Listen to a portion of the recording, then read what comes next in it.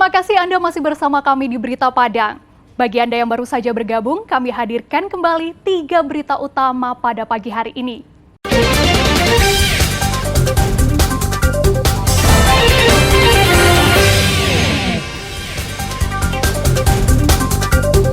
Polisi lalu lintas di Padang memburu pelanggar aturan berkendara. 3 kecamatan di pesisir selatan dilanda banjir, ratusan rumah terendam. Calon pasukan pengibar bendera Bukit Tinggi masuki latihan tahap 2 di Desa Bahagia.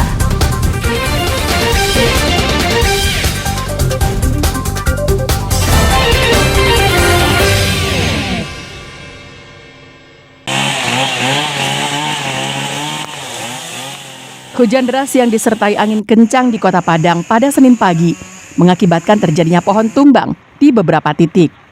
Dari data BPBD Kota Padang, setidaknya ditemukan 8 lokasi pohon tumbang, yakni di kawasan Lubuk Begalung, Mata Air, dan Alai Parak Kopi di Kecamatan Padang Timur. Di Lubuk Begalung, pohon berukuran besar yang tumbang menutup akses jalan. Petugas BPBD, Satpol PP, polisi dan tentara berupaya mengevakuasi material kayu yang menutup jalan. Pohon tumbang yang terjadi di Lubuk Begalung ini menimpa sebuah rumah serta 3 buah sepeda motor yang sedang terparkir di bawahnya. Sementara di kawasan Mata Air, Kecamatan Padang Selatan, pohon tumbang menimpa seorang pengendara yang sedang melintas di kawasan itu. Beruntung korban selamat dan hanya menderita luka ringan. Kemarin kita dapat informasi dari BMKG, Padang akan kekeringan 2-4 bulan. Tapi saat ini mungkin untuk bulan ini hujan cukup tinggi untuk Kota Padang dan bisa kita lihat pada hari ini dan disertai angin kencang. Itu yang membuat beberapa titik mengalami pohon tumbang untuk Kota Padang. Posisi saat ini kita berada di Padang Selatan menimpa satu pengendara motor. Cuman alhamdulillah tidak parah dan hanya dibawa berobat. Pohon yang tumbang sebagian besar merupakan pohon pelindung jalan yang berusia tua. Sebagian ada yang lapuk akibat pembakaran di bagian akarnya. Warga diminta waspada agar menjauhi pohon tua jika terjadi angin kencang. Alfi melaporkan dari Padang.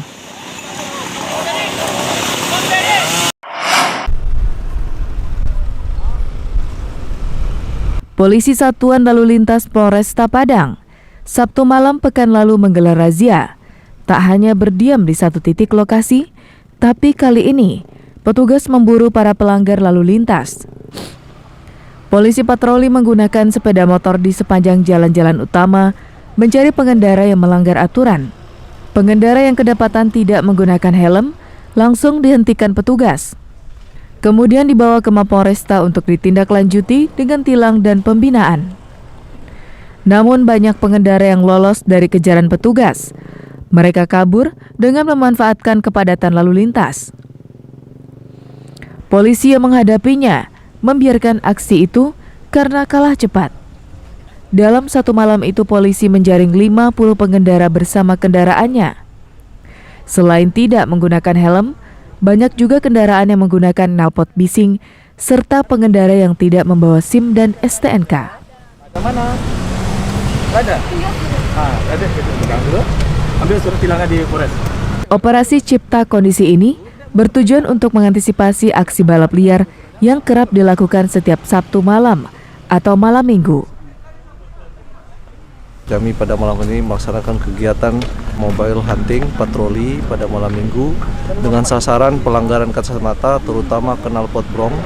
Yang kedua, anak-anak di bawah umur, pengguna kendaraan anak di bawah umur, dan pengemudi yang tidak menggunakan helm serta TNKB, karena tanpa TNKB disinyalir nanti jangan sampai kendaraannya ini digunakan untuk pelaku-pelaku kejahatan, apalagi maraknya tawuran di malam Minggu dan hari-hari weekend.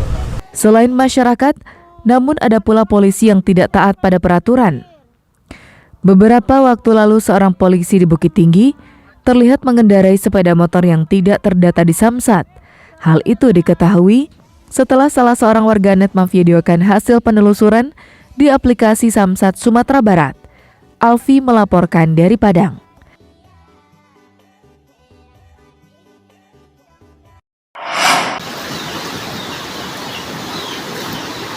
Akibat intensitas hujan yang cukup tinggi, sejak Minggu siang hingga malam, 3 kecamatan di pesisir selatan dilanda banjir. Ratusan rumah di 3 kecamatan tersebut terendam banjir setinggi 1 hingga 1,5 meter. 3 kecamatan tersebut yaitu Kecamatan Koto 11 Tarusan, Kecamatan Bayang, dan Kecamatan Sutera. Yang paling parah berada di Kecamatan Koto 11 Tarusan, tepatnya di Kampung Tanjung, Nagari Duku Utara. Di kawasan ini terjadi banjir bandang dengan arus yang cukup deras. Menurut data Badan Penanggulangan Bencana Daerah Pesisir Selatan, hujan juga menyebabkan terjadinya longsor di beberapa titik. Longsor sempat menutup akses Jalan Padang Painan dan menimbun 2 rumah warga. Laporan dari TRC kemarin sore terjadi 3 lokasi banjir di Kepulauan Selatan. Pertama Koto 11 Tarusan, kemudian Bayang, dan berikutnya Sutera. Yang kejadian di Koto 11 Tarusan itu tepat terjadi banjir bandang di Kampung Tanjung, Kenegarian Duku. Penyumbatan di satu jembatan yang akibatkan sekarang jembatan dan jalan tidak bisa dilalui. Di samping juga ada longsor. Alhamdulillah tidak ada korban jiwa. Senin pagi, banjir sudah surut, warga yang rumahnya kebanjiran sudah beraktivitas kembali. Namun warga diminta waspada kemungkinan terjadinya banjir susulan. Sebab hingga Senin siang, hujan dengan intensitas yang cukup tinggi masih terjadi. Banta Fauzan melaporkan dari pesisir selatan.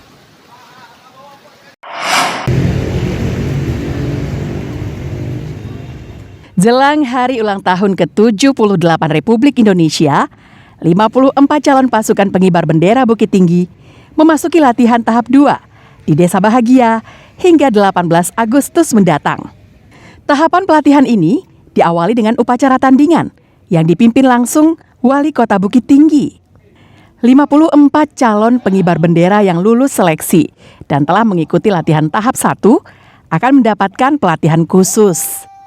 Tidak hanya pengembangan wawasan, mereka juga mempersiapkan mental dan fisik jelang menjalankan tugasnya sebagai Paskibra pada 17 Agustus. Peserta dilatih agar percaya diri, meningkatkan wawasan Nusantara, dan dilatih mental menjadi pribadi yang mandiri dan bertanggung jawab. Harapan kami adik-adik ini dia maksimal dia, lalu kedisiplinan, etika dan segala macam terbentuk selama tahapan-tahapan jelang nanti bendera ini dikibarkan di lapangan Wira Braja atau Bukit Tinggi. Dan keluarga juga seluruh masyarakat kita juga meminta support dan dukungan untuk kegiatan-kegiatan seperti ini sehingga nanti Bukit Tinggi bagian dari perjuangan bangsa ini. Sekarang mulai tanggal 11 sampai tanggal 18 kita memusatkan latihan selama 7 hari sampai 18 Agustus 2023 ini. Kemudian adik-adik yang berjumlah 54 orang ini akan dikarantina, dipusatkan pelatihannya, dan nanti dalam acara selain pelatihan di lapangan kita juga akan ada nanti peningkatan pemahaman ideologi Pancasila dan wawasan kebangsaannya. Rasa bangga dan haru terlihat dari wajah orang tua calon pengibar bendera. Kegiatan tersebut memberikan makna tersendiri karena anak mereka mampu menjadi salah satu calon Paskibra Bukit Tinggi. Sangat bangga sekali Kak, soalnya tidak semua yang bisa ikut bergabung di dalam, dan di dalam mereka akan dilatih dengan sebaik-baiknya, setertib-tertibnya. Mudah-mudahan mereka keluar dengan harapan lebih baik lagi.